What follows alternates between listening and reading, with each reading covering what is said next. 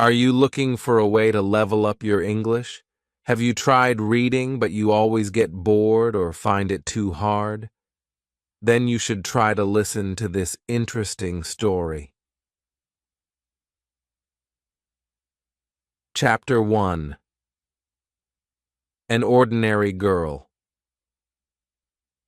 Many years ago in the city of New York, there lived a doctor. America likes doctors, and New York liked Dr. Sloper.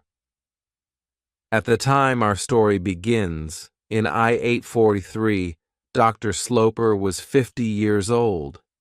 He was a good doctor, he was a man of the world, and he was honest. Life was good to him. At 27, he married a beautiful and clever girl. She had pretty eyes, $10,000, and a good place in society. For 5 years, Dr. Sloper was a happy man. Many of his wife's friends came to him, and he did well in his profession. They lived in a large house in Washington Square, a quiet corner in a noisy city. Their first child, a very clever little boy, died when he was 3. His mother's love and his father's profession did not help him. 2 years later, Mrs. Sloper had a second child, a girl. The doctor did not want a girl, but this was not the worst. 2 weeks later, Mrs. Sloper died. The little girl's name was Catherine. She was strong. Her father was not afraid of losing her. When the child was 10 years old, Dr. Sloper asked his sister, Mrs. Lavinia Penniman, to come and stay with them. Mr. Penniman, a churchman without a penny, died when Mrs. Penniman was 33. She had no children and no money. "Stay for 6 months," he said. "I will look for a flat," she said. She moved into her brother's house and never went away again. Mrs. Penniman told everybody that the child wanted a clever woman near her. Dr. Sloper did not think his sister was clever, but he was always very polite to her and never angry. They didn't speak much. He gave her his opinions about Catherine's schooling and not much more. Catherine was very good and honest, but she was not pretty or clever. She was quiet. She loved her father and was very afraid of him. She was happy when her father was happy. The doctor wanted to be proud of her, but he wasn't. He was sometimes angry because his only child was ordinary.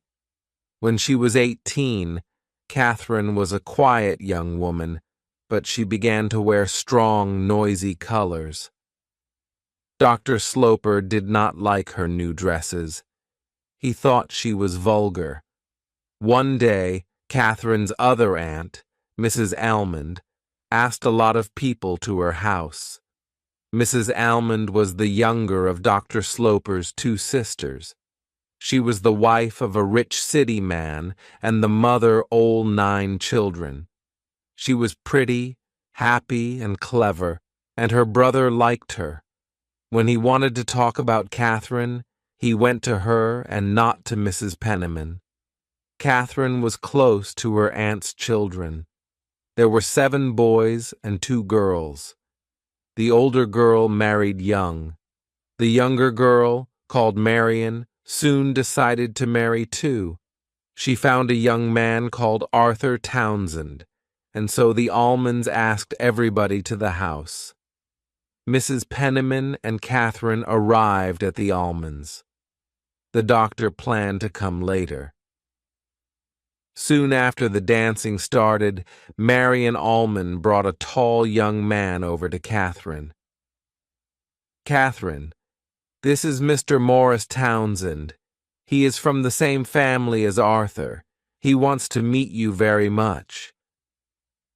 Marian Almond was a pretty woman. At 17, she moved easily in society. She left Catherine and Mr. Townsend together. Catherine looked at the young man. He was very handsome. "What can I say to this handsome man?" thought Catherine. But Mr. Townsend began to talk to her with an easy smile. "Catherine, this is Morris Townsend," said Marian. "He wants to meet you very much." What a nice evening! What a beautiful house! What an interesting family! What a pretty girl Marian is! He looked into Catherine's eyes. She said nothing. He talked, and she listened and looked at him. The dancing began again. He asked her to dance, and she gave him her arm. After the dance, her face was red and she was hot. "We'll sit and talk," said Mr. Townsend. But he talked, and Catherine listened. Catherine sat back. She thought he was very clever.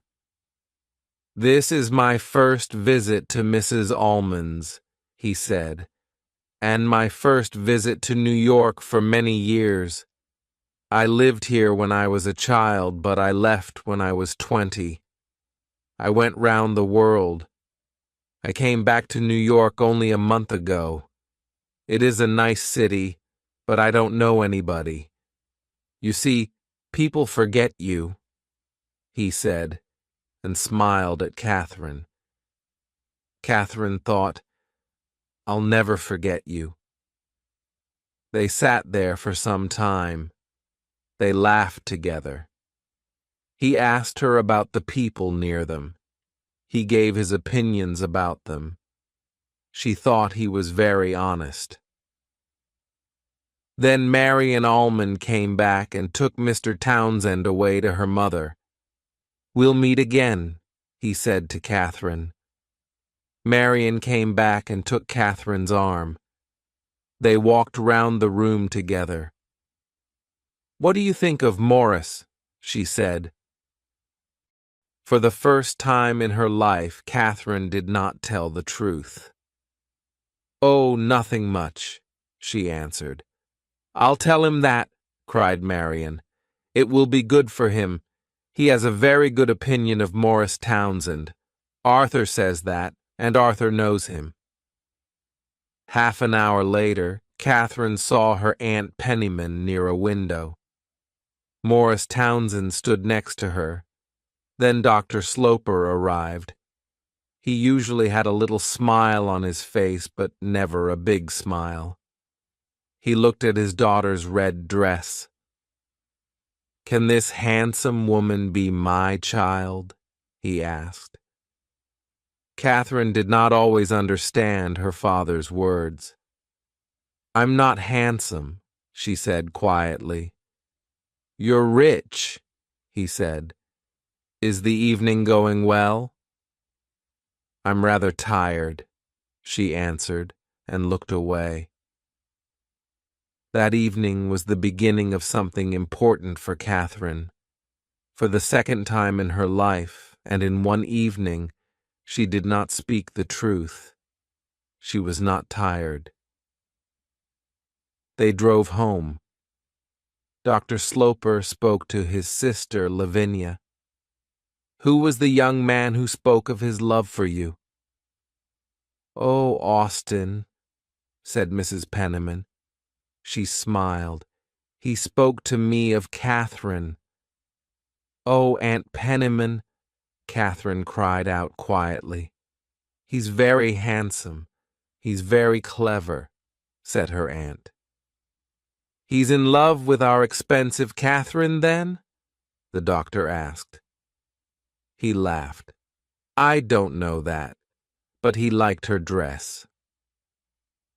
Catherine did not think. My dress only? She thought what a warm and rich thing to say. "You see," said her father, "he thinks she has $80,000. In my opinion, he doesn't think of that. He's not a vulgar man," said Mrs. Penniman. The time is here, the doctor thought. Lavinia is going to get a lover for Catherine. I'm sorry for the girl. Chapter 2. A man with no profession. 3 or 4 days later, Morris Townsend, together with Arthur Townsend, visited Washington Square. Arthur is going to marry my sister's daughter, Marion, so the polite thing is for Arthur to visit me, Aunt Penniman said to Catherine before they came. And here they were. Arthur sat with Catherine. Morris sat with Mrs. Penniman. Catherine tried to listen to Morris and her aunt. Morris often looked over at Catherine and smiled. Then Arthur began to talk about Morris, so Catherine began to listen to him. Morris asked me to bring him. He wanted to come very much. He loves going out into society. We're very happy to see him, said Catherine. Most people like him. He's very interesting, but some people call him too clever.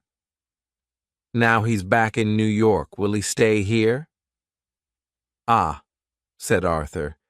He wants to find a job. What? He has no profession? Said Catherine. No, he's looking round, but he can't find anything. I'm very sorry, said Catherine. Oh, he takes life easy, said Arthur. The job must be right for him. Will his father take him into his office? She asked. His father is dead. He only has a sister. He looked at Morris and began to laugh. We're talking about you. Morris stood up. I cannot say the same about you, Arthur, he said, but I can about Miss Sloper. Catherine's face went red. She thought he spoke very well. I came to talk to you, Miss Sloper, he said. So now I must come another time. The 2 young men left. He's very interested in you, Catherine. Did he say that? Not in those words, but he wanted me to think it. I understand young men. But he doesn't know me. Oh, yes, he knows you. I told him all about you. Oh, Aunt Penniman, we don't know him or his family. Catherine, you know very well that you like him. Catherine did not think this was a thing to talk about, and she did not think that Aunt Penniman spoke the truth. Half an hour later, Dr. Sloper came home. Mrs. Penniman told him of Morris Townsend's visit. Oh, and did he ask you to marry him, Catherine? He asked. Oh, Father, said Catherine quietly. She turned and looked at the dark sky through the window. He will ask you first, Austin, said Lavinia, and smiled. The next time he comes, call me, the doctor said. But the next time Mr. Townsend came, the doctor was out again. Mrs. Penniman left the 2 young people together. The visit was quite long. He sat there, in the biggest chair, by the fire, for more than an hour. He looked round the room carefully, at all the things in it. He looked at Catherine carefully. There was a smile in his handsome eyes. His talk was light and easy. He asked Catherine many questions. Did she like this? Did she like that? Tell me about you, he said. Give me a picture. I can carry it in my head. She said she didn't have much to tell. She didn't go out very often. She didn't like reading much. Morris said he liked singing. I'll sing to you, But not today, perhaps next time. He did not say, politely, I will sing and you can play for me. He thought of this after he was in the street. But Catherine thought only about his words, next time. They had a warm sound. As soon as the doctor came home, she told him about Morris Townsend's second visit. And did he ask you to marry him today? The doctor asked. She was afraid of this question. Perhaps he'll do it next time, she said, and she gave a little laugh. She ran out of the room. The doctor stood and thought. Perhaps his daughter wanted to marry Morris Townsend. He decided to learn about this young man, who came in and out of his house when he liked. He went to see Mrs. Almond. Morris looked round the room carefully at all the things in it. Lavinia is very excited, but I know very little about him, said Mrs. Almond, and our young man is from Arthur's family. Yes, but not close family. The name is the same, but I understand there are Townsends and there are Townsends. Arthur is from the best line of that family. Lavinia's young man is not. I know his sister. She is very nice. Her name is Mrs. Montgomery. Her husband is dead. She has a nice small house, and she has 5 children. She lives on 2nd Avenue. What does Mrs. Montgomery say about him? That he's clever, and perhaps he'll be important. But he does nothing. She doesn't say that. She's proud, said the doctor. What is his profession? He hasn't got a profession. He's looking for something. He was at sea. Was? How old is he? 30-something. He went to sea when he was very young. Some money came to him. Somebody in his family died, I think. He went all over the world. He has no money now. He decided to begin his life again, and so he came back to America. Does he want to marry Catherine then? Don't forget that after you die, she'll have $30,000. And that's why he thinks she's nice. Mrs. Almond went red. Not only that, she said, but many young men think money is important. The young men of New York are not only interested in money, they also like clever, pretty, and exciting girls. Marion is clever, pretty, and exciting. Catherine is not. Marion is ordinary. Catherine is not. She has no lovers because men are afraid of her. She is large and dresses richly. They think she is older than they are. Catherine will be the right wife for an older man. Is Mr. Townsend honest? Lavinia thinks he is, and he's very handsome. What money does he have? I don't know. He lives with his sister. Perhaps I'll visit Mrs. Montgomery. Chapter 3.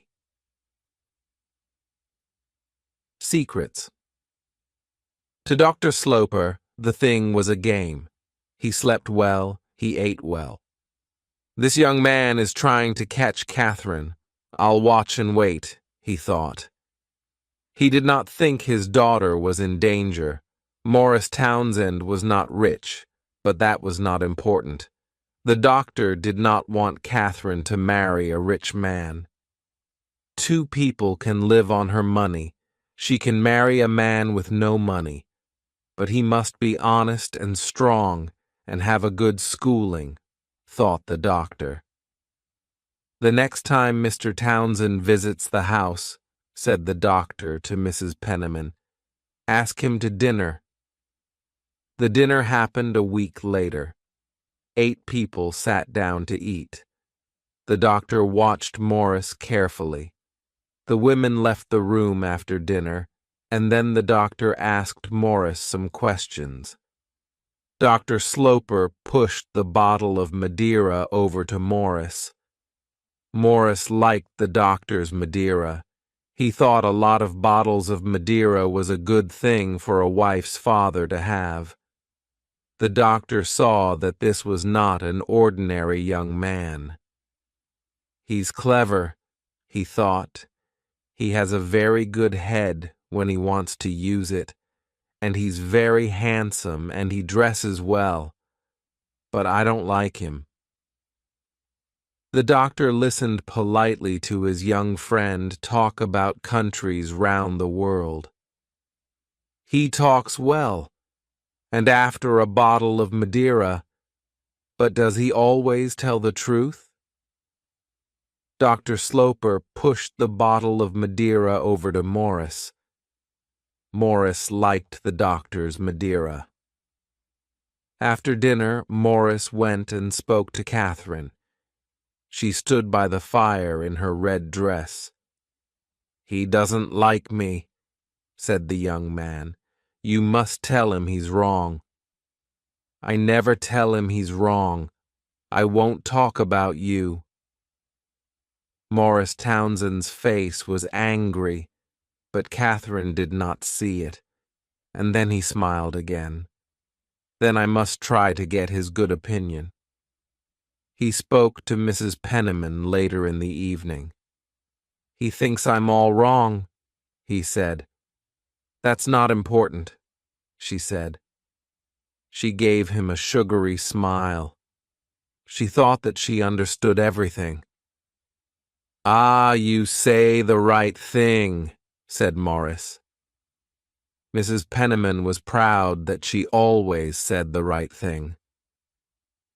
The next day, the doctor saw his sister, Mrs. Almond. "And what do you think of him?" she asked. "Lavinia tells me Catherine loves him." "She must stop loving him. He's not a good man. He's vulgar. After 30 years as a student of people, I know what people are. My profession teaches me to understand people in an evening." "Well, perhaps you're right. But the thing is for Catherine to see it. I'll give her some glasses." Morris visited Washington Square often. A young man in New York with no profession has a lot of time. His visits were the most important thing in Catherine's life. Each time Morris left the house, she thought only of his next visit. Catherine did not tell her father about these visits.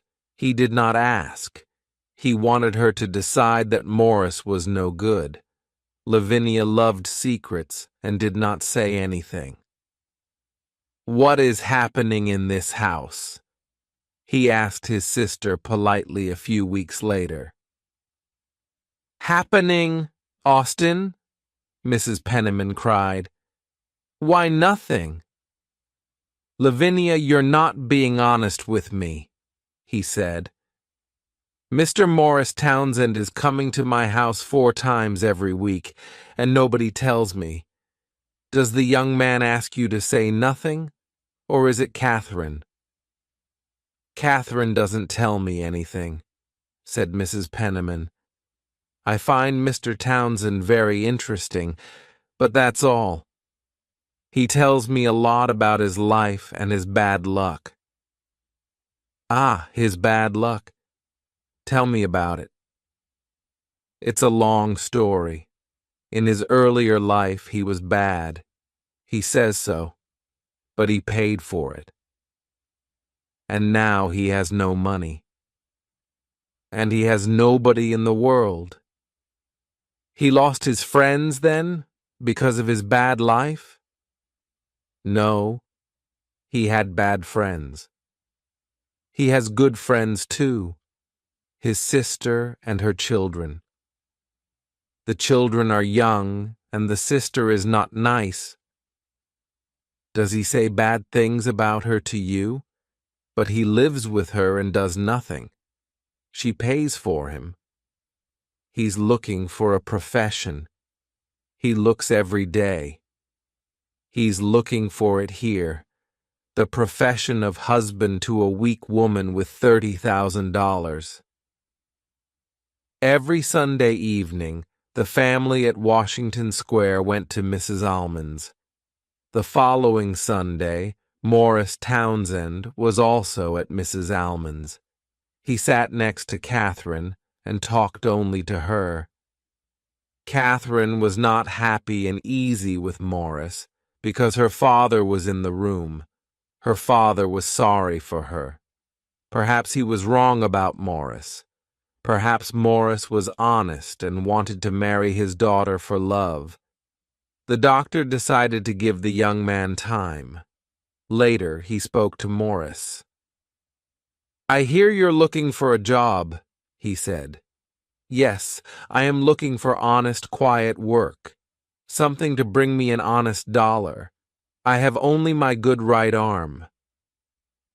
Catherine was not happy and easy with Morris because her father was in the room. "Yes, your good right arm," said the doctor, "but you have a clever head, too.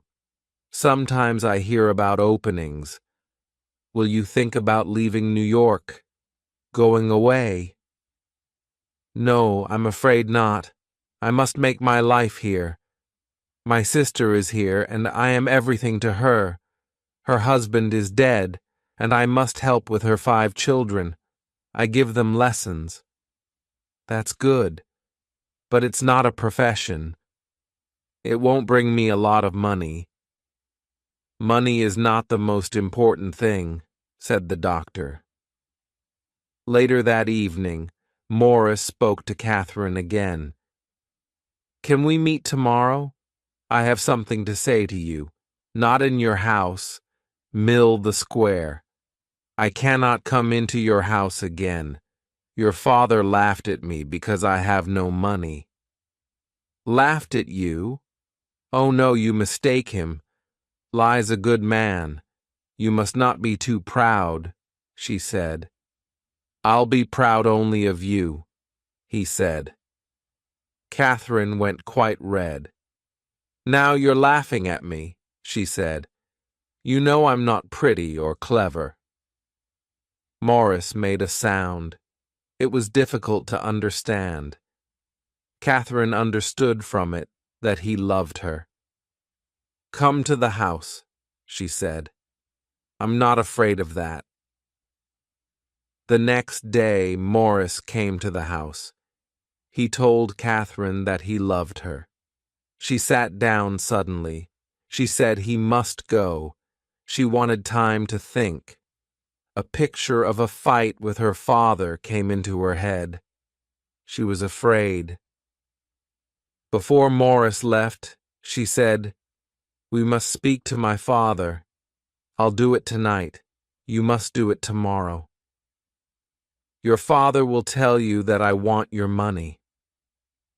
"Then I'll say that he mistakes you," said Catherine.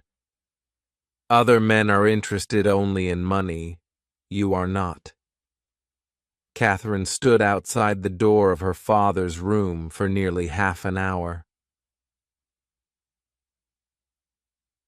Chapter 4. For Love or Money. Catherine heard her father come home that evening. She stood outside the door of his room for nearly half an hour. Then she went in. He sat in his chair by the fire with a cigar in his hand and read the newspaper. "I have something to say to you," she began very quietly. She sat down. "I'm going to marry Morris Townsend." The doctor looked at her. "When did he ask you?" "This afternoon, 4 hours ago," she answered. Usually the man asks the girl's father. Is he afraid to ask me? You're moving very fast. He says he loves me, and I like him very much. But you met only a few weeks ago. I liked him from the beginning. I know that you're not a little girl now, but a woman. But I don't like Morris Townsend. I'm sorry that you didn't ask me first. I was too easy with you. I was afraid of your opinion. But, Father, you don't know him, she said. You don't know him. He only shows you half the man. You think he wants my money.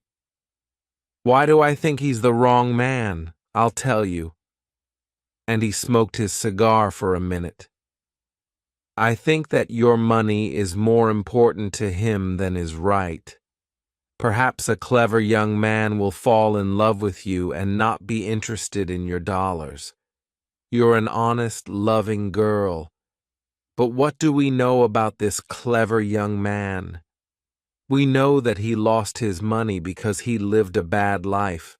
Now, he's looking for more money to lose and he has his eye on your money. That's not the only thing we know about him, Father. He wants to do something very much. He's honest and he's good, and he lost very little money. Then he was not careful with it, said the doctor. He got up with a laugh. Catherine stood up. He put his arm round her. I'm sorry for you. I'll see Mr. Townsend tomorrow. Yes, Dr. Sloper, said Morris the next afternoon. We arrived quickly at an understanding. But then I was interested in Miss Sloper the first time I saw her. Were you interested in her before you saw her? I knew she was a beautiful girl. I'm her father and I love her very much. I'm her father, and I know that she is not a beautiful girl. I told Catherine yesterday that I do not like your plans. I'm very sorry, answered Morris. He looked at the floor. I don't want my daughter to marry a man with no money and no profession. My daughter is a weak young woman and will be quite rich when I die. I'm not interested in her money. You have my word. I want more than your word.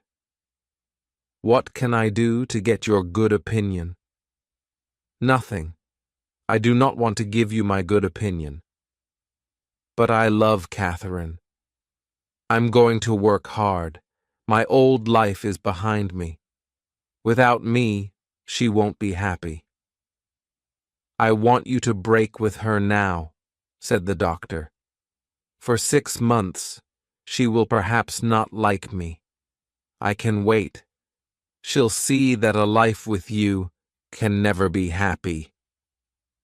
Ah, sir, you are not polite, Morris cried angrily. You push me too hard, Mr. Townsend, the doctor answered. Perhaps Catherine will not want to break our understanding. She won't forget me easily. I have nothing more to say. Morris left the room. But I love Catherine. I'm going to work hard. My old life is behind me. Without me, she won't be happy. Dr. Sloper decided to visit Morris Townsend's sister, Mrs. Montgomery. She lived in a pretty little red house with a pretty garden. She was a small woman with blue eyes and an honest face. At the moment, her face was a little red. She did not usually have visits from important society people. Dr. Sloper began. Your brother wants to marry my daughter. I want to learn about him. Tell me about your brother. I find talking about my brother difficult, she said. With a husband I don't like. Catherine will get nothing from me when I die. She has 10,000 from her mother and nothing more. Does Morris know this? She asked. I'll be happy to tell him. You say you don't like Morris. Why? He's a good man to talk to at a dinner. But I don't want him to be my daughter's husband. I think he's more interested in Morris Townsend than in Catherine Sloper. Tell me I'm wrong. No, You are not wrong, but we are all interested in our lives, I think, said Mrs. Montgomery. And he's handsome. Some young men do as little as they can, said the doctor. They live on the love of other people, and 99 times out of 100 those other people are women. You, my sister, Lavinia, and Catherine are all working to make an easy life for Morris. Mrs. Montgomery's eyes were suddenly wet. She moved her head proudly. I don't know how you know this, she cried. Now, said the doctor, answer this. Do you give your brother money? She answered yes. Do you have much money? She answered no. Does your brother know this? She answered yes. I hear that your brother teaches your children. Her eyes were suddenly big and round. Oh, yes, she said quickly. He teaches them Spanish. Now, said the doctor, answer this. Do you give your brother money? She answered yes. The doctor laughed at this answer. Spanish, that will help them. Now I know the answer to my question. Your brother lives on you. Mrs. Montgomery began to cry. I know he's a clever man, but he's not the right man for my Catherine. You must meet her. Then you'll understand me. Yes, she answered. Please bring your daughter to meet me. And then suddenly, he must not marry her. The doctor went happily away with these words in his ears. Chapter 5. Mrs. Penniman's Plan. Catherine did not speak about Morris to her father. After some days, he said to her, I'm lucky to have a good daughter. I'm trying to be good, she answered. Catherine did not see Morris at this time, but she wrote to him. A long letter of 5 pages. Morris thought it was long. She asked him not to visit for a time. Morris wrote back. He talked about his meeting with Dr. Sloper. Your father was very angry, he wrote.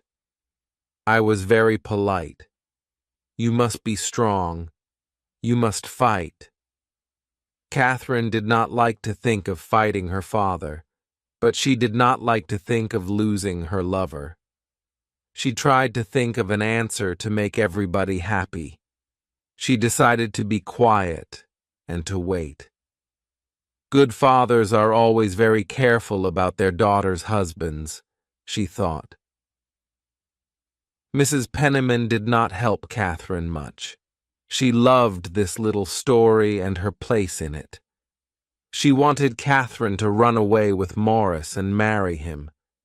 She carried a picture in her head, 2 lovers, with Mrs. Penniman, marrying in a small church in a New York back street, living in a dark flat with no money, waiting for visits from Mrs. Penniman, their only friend. She wanted to put this picture before Morris. She wrote to him daily about Washington Square. She asked him to meet her in a small restaurant on 7th Avenue. When Morris arrived, half an hour late, they sat together in the darkest corner at the back of the place. This was the happiest half an hour of Mrs. Penniman's life. Morris was not happy.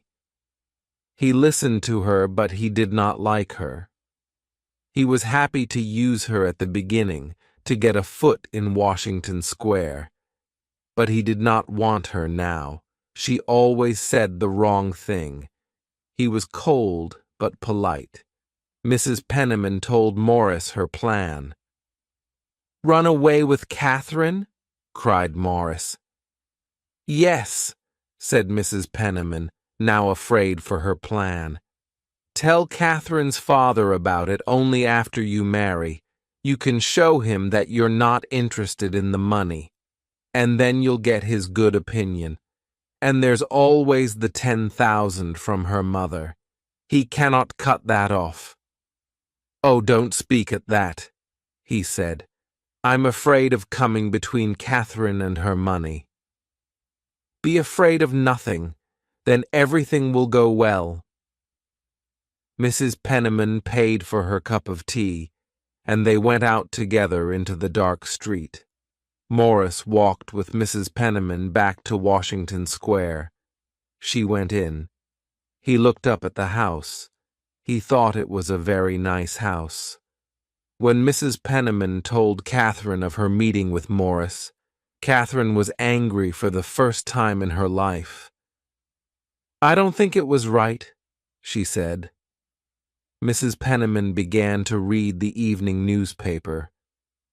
After a long wait, Catherine spoke. Was he sad? He was dark under the eyes, very different from when I first saw him, but very handsome. A long wait again.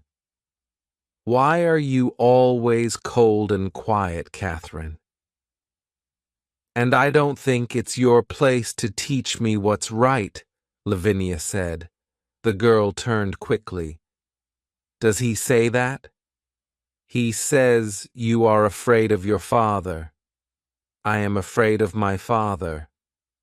So will you break with Morris?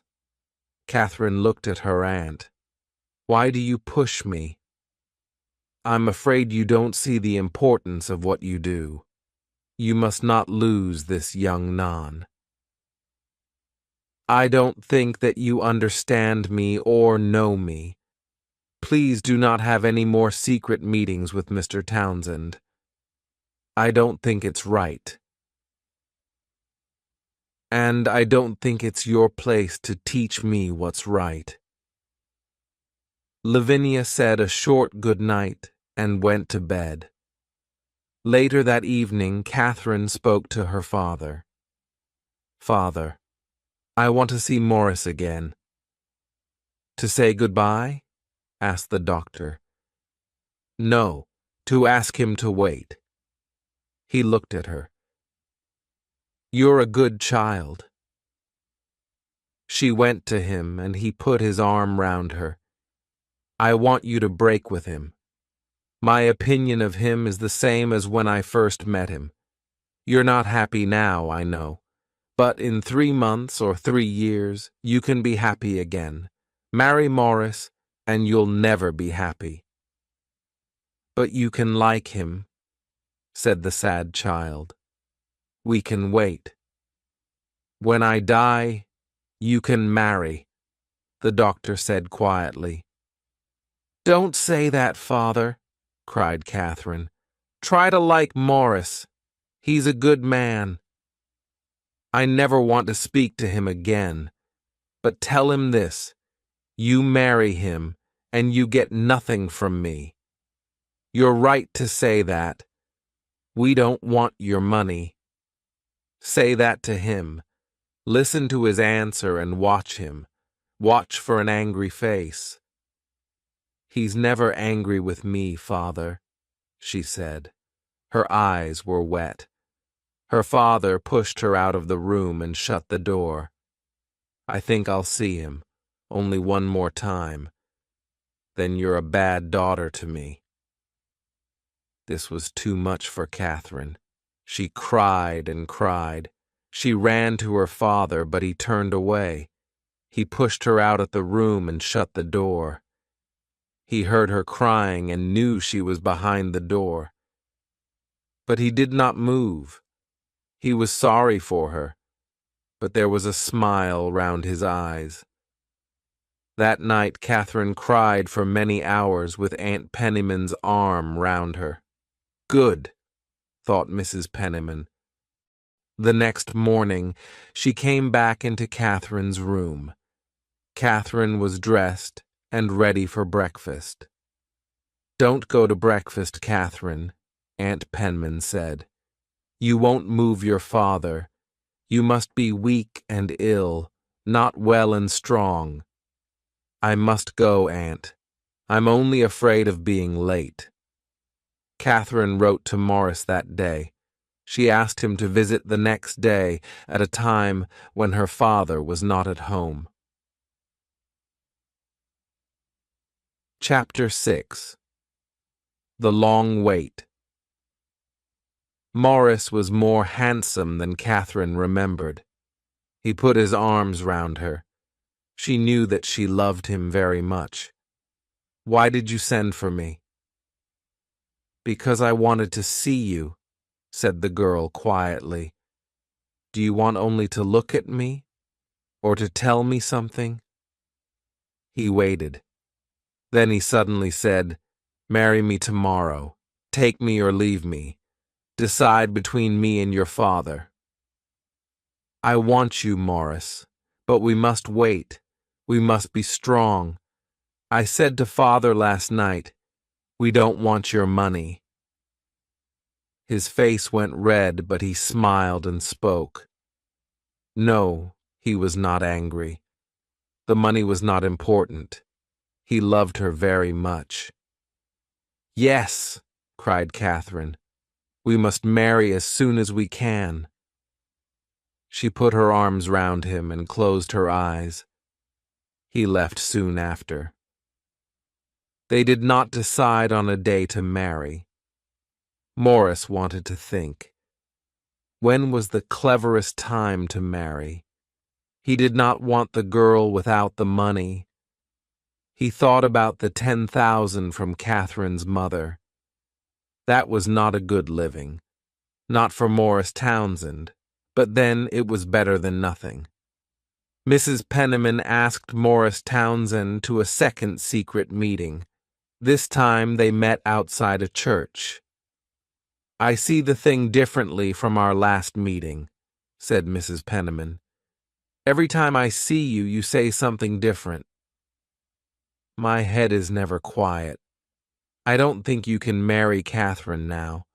My brother says he's going to throw me out of the house. You know I'm not a rich woman. But Catherine says we must marry now in secret. How can I get out of it now? Catherine loves you very much. You can do anything with her. You can say you must wait. Ah, said Morris quietly. Catherine's days were long at this time. Her father never looked at her or spoke to her. This was his plan. He waited for Catherine to speak first. I think that Morris and I will marry, she said one day. When? In the next 4 or 5 months? He asked. I don't know, father, said Catherine. We cannot decide. Then wait for 6 months. I'll take you to Europe. I want you to come with me. Catherine was happy to say yes to her father. Mrs. Penniman asked Morris Townsend to a second secret meeting. This time they met outside a church. Dr. Sloper did not ask Mrs. Penniman to go to Europe. She wanted to go, but she did not show it. Washington Square is going to be nice and quiet, she said to Mrs. Almond. Catherine met Morris before she left. Ty asked questions. Do you want to see all those famous things over there? Oh, no, Morris, said Catherine quickly. What is this woman interested in?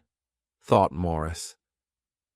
Father thinks I'll forget you, said Catherine, but I won't. He'll be angry with me.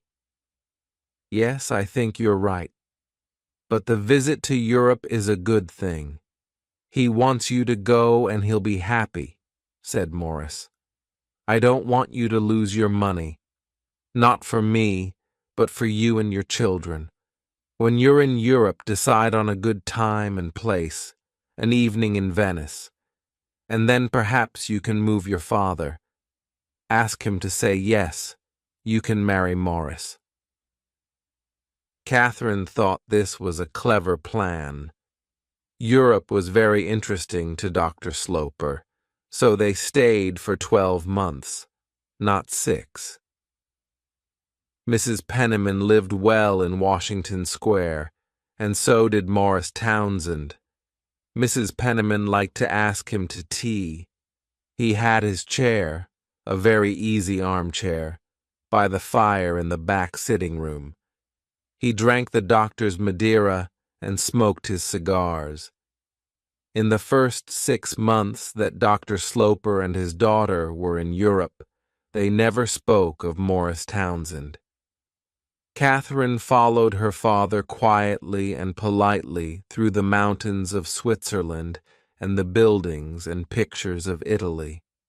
She gave no opinion about any of these places or things, and her father did not ask for it.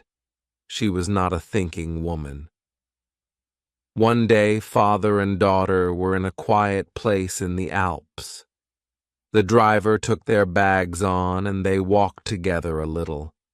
Cold red light washed over the sky. Next to the mountains, the two people were very small, but they were not afraid. They walked on in the dying light. Dr. Sloper came close to his daughter and stopped. He suddenly asked her, "Are you going to break with him?" "No, father," Catherine answered. "Does he write to you?" "Yes, I get 2 letters every month."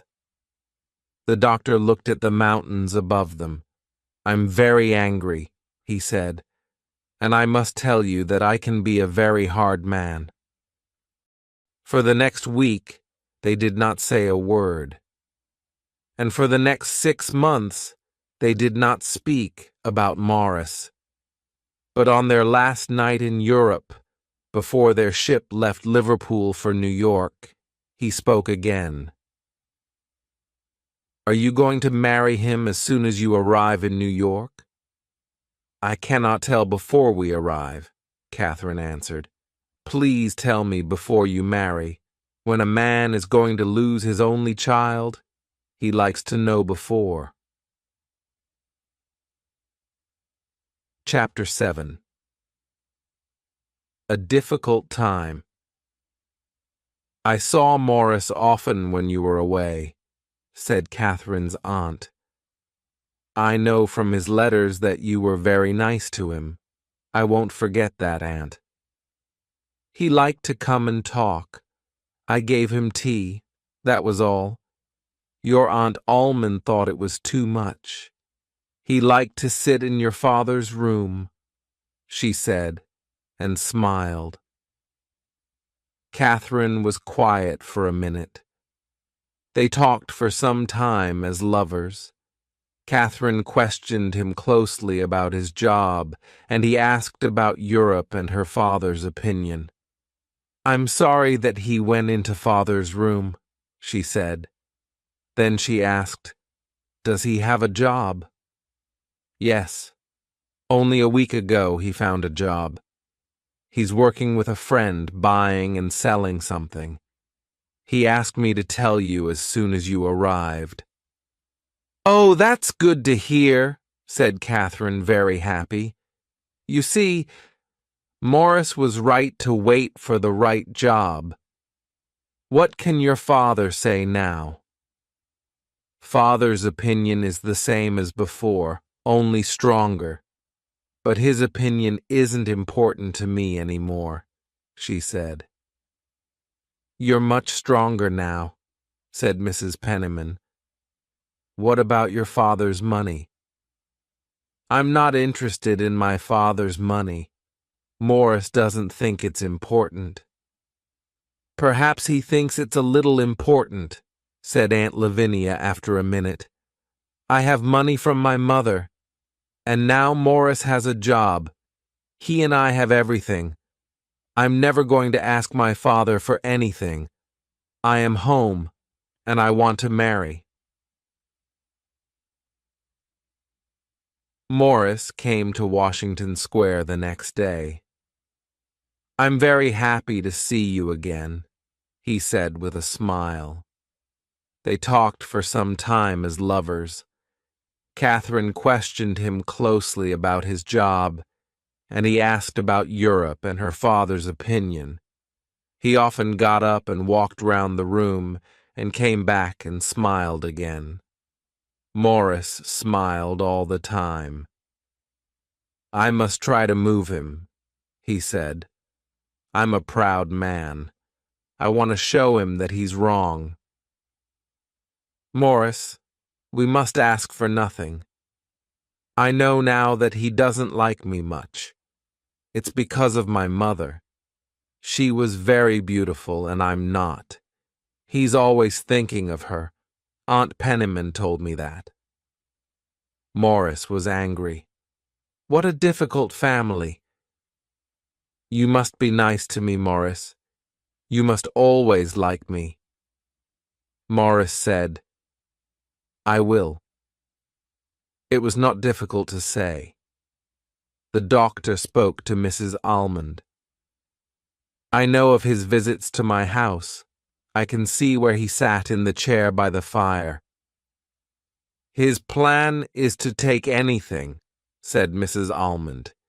"He lived on Lavinia for a year." Mrs. Penniman wrote to Morris. She wanted to see him. Morris angrily threw her letter into the fire. She wanted to come to his office. He said no. His office was very difficult to find. They met for a walk. Mrs. Penniman had nothing new to say, but Morris had something to say. "I know the doctor is the same. He's never going to give us anything. Don't talk to me about him. The fight is finished. I'm the loser. I'm not going to marry Catherine." "Morris, she loves you very much. Do you know that?" "No, I don't. I don't want to know. You must be a good friend to her. The doctor can help you." "The doctor! He'll say, 'I told you. He was no good.'" Morris went very red. "You can tell her that I don't want to come between her and her father, and I don't want her to lose her money because of me." "You're very clever with words," said Mrs. Penniman. "I must do something very clever with my life next," he said. "This is not clever at all." Morris came to see Catherine. He said suddenly, "I'm going away to New Orleans. I'm going to buy some coffee." "Take me with you," said Catherine. "No, it's a dirty and dangerous place. People get ill there." "Then you must not go. When people are going to marry, buying coffee is not important. Think about me, not coffee. We must not wait too long." She spoke strongly, her hands on Morris's arm. Was this the time to break with Catherine? "I don't like this noisy Catherine. I like you when you're quiet," said Morris. "But I don't ask much of you.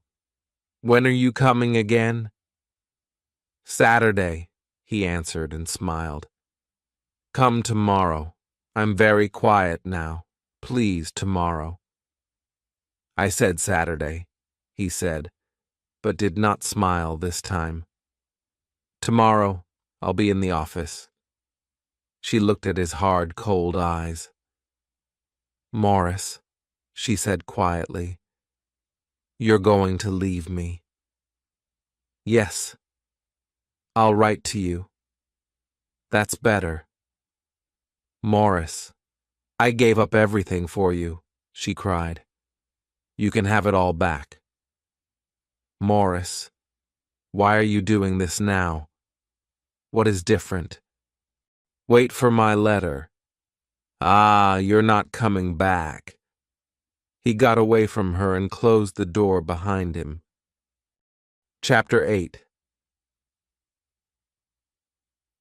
After the dance. Catherine cried all day and sat up all night. She waited for Morris to come to the house. He did not come. He did not come the next day. He did not write. Catherine wrote a short letter to him. "Morris, I'm sorry and I don't understand. You're killing me." No answer. The doctor watched all this happening. After a few days, he spoke to his sister, Lavinia. "The story is finished," he said. "I'm very happy to be in the right." He put his hands together, jumped up, and laughed. "Ha! I knew it." One Sunday afternoon, Catherine came back from a walk. Her face was red and her eyes were wet. One Sunday afternoon, Catherine came back from a walk. Her face was red and her eyes were wet. Mrs. Penniman questioned her closely and learned that her walk was to Mrs. Montgomery's house on 2nd Avenue. There she heard that Morris left New York some days before. 2 days later, a letter arrived from Philadelphia. The writer did not want to come between Catherine and her father or her father's money. He wanted her to be happy and to stay friends with him in the years to come. He was sorry. Catherine thought it was a beautiful letter and read it many times over the next 2 years. One day, Dr. Sloper found Catherine sitting with her work. "Can you tell me when you're going to leave my house? When you go, your aunt goes too," he said. She got up. She put her work away. Her face was hot. "I'm not going away," said Catherine. "Did he break with you?" said the doctor. "I asked him to leave New York. He's not coming back for a long time," she said. "Oh," he said, "you're not a nice girl, Catherine, to play with him for more than a year and then forget hint." Catherine learned a hard lesson. She never spoke of the pain inside her in the weeks and months following the break with Morris. Her father never learned the truth. Catherine had her little dance, he said to Mrs. Almond, and now she's sitting down. At different times in the following years, 4 men asked Catherine to marry them. She said no to them all. She worked hard for churches and hospitals. She went out in society and everybody liked her. 20 years later, Morris Townsend, now fat and with very little hair, arrived at Washington Square. Dr. Sloper died when he was 70. Some of his money went to Catherine and her aunts, but most of it went to hospitals across the United States. 20 years later, Morris Townsend, now fat and with very little hair, arrived at Washington Square. Catherine did not ask him to sit down. This was not her Morris, her lover of years ago. "Can we be friends again?" he asked, and came closer to her. "Catherine, I think of you always." "Please don't say these things," she answered. "We can forget the past now. We can do anything." "I cannot forget the past. Please do not come again," she said. Morris looked round the room at all the things. "Goodbye, then. I'm sorry." Outside the room, an excited Mrs. Pennernan waited. "Ha! That was a good plan, Mrs. Pennernan," said Morris, and pulled his hat hard on his head. "She's not interested in me, but she never married. Why?" "Good question," said Mrs. Pennernan. "But you must come back. You must try again." "Come back. Never." And he walked out of the house. Catherine took up her work and sat down. For life. The end. If you enjoyed the story and want to say thank you, Then you can subscribe to my channel and visit it.